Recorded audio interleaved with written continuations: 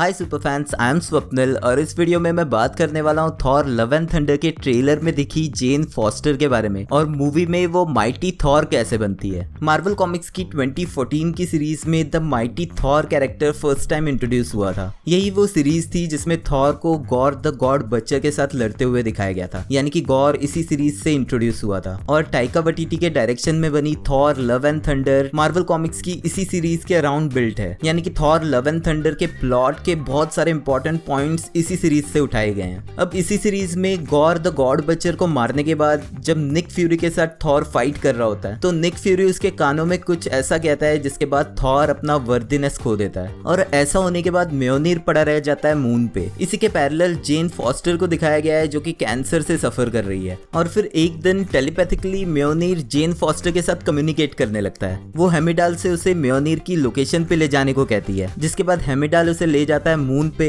जहां पर म्योनिर को उठाते ही वो माइटी थॉर बन जाती है, यानी कि थॉर की सारी पावर्स उसमें आ जाती है। इसके बाद वो सभी रेल्म्स के बीच में चल रही फाइट्स में as the mighty Thor participate करती है उन्हें सॉल्व करने के लिए, स्पेशली मेलिकेथ और फ्रॉस्ट जायंट्स के बीच की फाइट्स को। लेकिन वो अपनी थॉर की आइडेंटिटी को सीक्रेट रखती है, यानी कि किसी को ये नहीं पता होता कि जेन फॉस्टर ही माइटी थॉर है। लेकिन as a human, as Jane Foster, जो कीमोथेरेपी उसकी कैंसर की ट्रीटमेंट के लिए की जा रही होती है, जितनी बार भी वो थॉर में चेंज होती है उतनी बार उसकी सारी प्रोग्रेस वापस जीरो पे आ जाती है। इसी चीज की वजह से वो वीक होती जाती है। लेकिन कॉमिक्स की स्टोरी में आगे चल के और बहुत सारे ट्विस्ट डाल के एंड में जेन फॉस्टर एक वैल्करी बनती है। तो वो कॉमिक्स की स्टोरी है। अब ये एमसीयू में कैसे दिखाया जाता है ये डिस्कस करते हैं। अब सबसे फर्स्ट सॉल्यूशन यही आता है कि ये जेन फॉस्टर, ये द माइटी थॉर किसी और यूनिवर्स की है, यानी कि मल्टीवर्सल थ्योरी जो doctor strange in the multiverse of madness में दिखेगी, उसको यूज करके ये जेन फॉस्टर किसी और यूनिवर्स से यहाँ इंटरेक्ट करने आ गई है। और जैसे व्हाट इफ की सीरीज में हमें दिखाया गया था कि अलग अलग यूनिवर्सेस में अलग अलग नेक्सस इवेंट्स की वजह से जो हमारे यूनिवर्स में हुआ है वो शायद वहां ना हो, यानी कि जैसे हमारे यूनिवर्स में थॉर एक मेल कैरेक्टर है, वैसे ही उस यूनिवर्स में जेन फॉस्टर थॉर बनी है, यानी कि वो उस यूनिवर्स की इकलौती थॉर है। अब यहाँ पे क्वेश्चन ये आता है कि जो म्योनिर है वो वही ब्रोकन म्योनिर है जो हमारे यूनिवर्स में हेला ने तोड़ा था, तो अब वो जुड़ कैसे गया है? तो इसका भी सॉल्यूशन है सिंपल मल्टीवर्सल थ्योरी के साथ ही। या तो जेन फॉस्टर ने कुछ फिगर आउट कर लिया म्योनिर को जोड़ने के लिए, या फिर कुछ ऐसी इवेंट्स हुई हैं जिसकी वजह से म्योनिर जुड़ गया। तो ये बिल्कुल सिंपल सॉल्यूशन है इस क्वेश्चन का। और क्योंकि doctor strange in the multiverse of madness Thor love and thunder से पहले आ रही है, तो हो सकता है कि doctor strange in the multiverse of madness की इवेंट्स का बहुत सारा इफेक्ट हमें थॉर लव एंड थंडर में दिखाया जाए।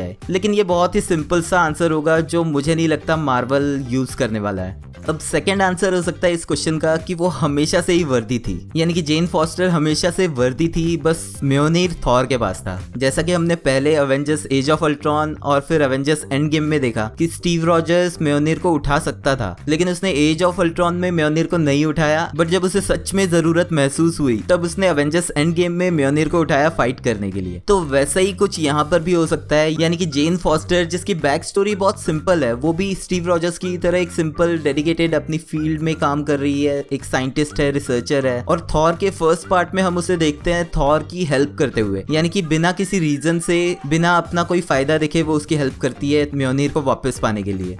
इसके बाद थॉर द डार्क वर्ल्ड में भी वो कांटेक्ट में आती है ईथर के, जो कि हमें आगे चल के पता चलता है कि रियलिटी स्टोन का पार्ट है, एक्चुअल में रियलिटी स्टोन ही है। और इन्फिनिटी स्टोन्स कितने पावरफुल है हम कई मूवीज में इन्फिनिटी सागा में पूरा देख चुके हैं। और इवन दो ईथर की पावर्स उसके अंदर आती है, वो उसको यूज नहीं करना चाहती, यानी कि वो जितनी ज्यादा पावरफुल है रियलिटी स्टोन की पावर्स आने के बावजूद वो उसे यूज नहीं करना चाहती और सिंपली थॉर की हेल्प लेती है ईथर को अपनी बॉडी से सेपरेट करवाने के लिए। तो मे बी यही कुछ पॉइंट्स है जो मुझे लगते हैं कि जेन फॉस्टर एक्चुअल में वर्दी है, और जैसे स्टीव रॉजर्स म्योनिर के लिए वर्दी था लेकिन उसने यूज नहीं किया था। और कुछ वैसा ही यहाँ पे दिखाया जाए कि जब अब थॉर म्योनिर को छोड़ चुका है, यानी कि ऑफ कोर्स म्योनिर के टुकड़े तो हो चुके हैं, उसे यूज कोई नहीं कर रहा, लेकिन उस पे वर्दीनेस का जो एन्चेंटमेंट लगा है, जो ओडिन का मैजिक उस पे यूज हुआ है, वो अभी भी इंटैक्ट है, यानी कि उसे कोई और उठा नहीं सकता। यानी कि जो म्योनिर के टुकड़े हैं वो वहीं के वहीं पड़े हुए हैं। और जो ट्रेलर में हमने देखा कि न्यू अस्गार्ड को अब टूरिस्ट स्पॉट बना दिया गया है जहाँ पर बहुत सारे टूरिस्ट शिप्स और वैन्स के थ्रू आ रहे हैं। ये टूरिस्ट कुछ ऐसी चीजें देखने के लिए आ रहे होंगे जो कि यूनिक है, जैसे कि वहाँ के बिल्डिंग्स, कुछ स्कल्पचर्स और मे बी म्योनिर के वो टुकड़े,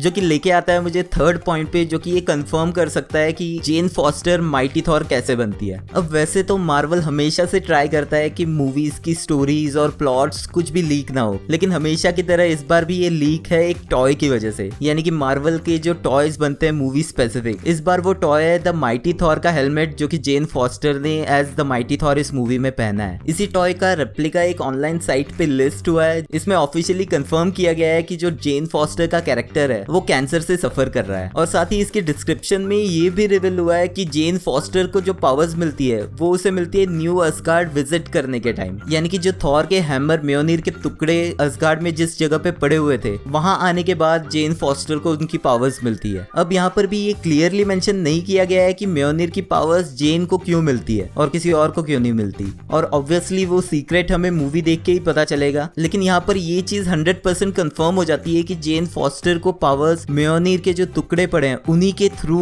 और उसी म्योनिर के जुड़ने की वजह से मिलती है। साथ ही में ये चीजें मैच करती है थॉर लव एंड थंडर के सेट फुटेज से, जो 2021 में यानी कि पिछले साल लीक हुए थे, जिसमें नेटली पोर्टमैन का कैरेक्टर जेन फॉस्टर ऐसे ही किसी सेट के बीचों बीच है जहां पर शायद इसी म्योनिर के टुकड़े पड़े हैं। तो मोस्ट प्रॉब्ली ये जो थ्योरी है वो शायद सच हो सकती है। बट अगर ये थ्योरी सही है, यानी कि जेन फॉस्टर कॉमिक्स की तरह अगर यहाँ भी कैंसर से सफर कर रही है, तो कॉमिक्स की सीरीज में आगे चल के वो थॉर नहीं रही थी। यानी कि अगर MCU में भी उसे इसी तरह से दिखाया जाता है तो हो सकता है कि मूवी का एंड थोड़ा ट्रेजिक हो। यानी कि हो सकता है कि मूवी के एंड में जेन फॉस्टर मारी जाए, यानी कि जैसे पहले दिखाया जा रहा था कि धीरे धीरे सभी मेन एवेंजर्स जो OG एवेंजर्स है उनकी रिप्लेसमेंट की जा रही है, जैसे कि कैप्टन अमेरिका की जगह सैम विल्सन और हॉकाई की जगह केट बिशप आ गई है। वैसे ही थॉर की जगह द माइटी थॉर या लेडी थॉर कैरेक्टर उसे रिप्लेस करने वाला था। लेकिन अगर थॉर लव एंड थंडर की एंडिंग में जेन फॉस्टर की कैंसर से डेथ दिखाई जाती है तो हो सकता है कि थॉर को ही कंटिन्यू किया जाए आगे की जर्नी के लिए, जो कि मेरे हिसाब से बहुत सही भी होगा, क्योंकि क्रिस हेम्सवर्थ का थॉर बहुत ही स्ट्रॉन्ग और पावरफुल कैरेक्टर है, स्टार्टिंग से लोग जिसे बहुत पसंद करते हैं। अब इस बारे में आपके क्या थॉट्स हैं मुझे कमेंट्स में लिख के जरूर बताना। आई होप आपको ये वीडियो पसंद आया होगा। अगर हाँ तो प्लीज लाइक कर देना, क्योंकि वो एकदम फ्री है। Thank you for watching this video. मिलते हैं नेक्स्ट वीडियो में।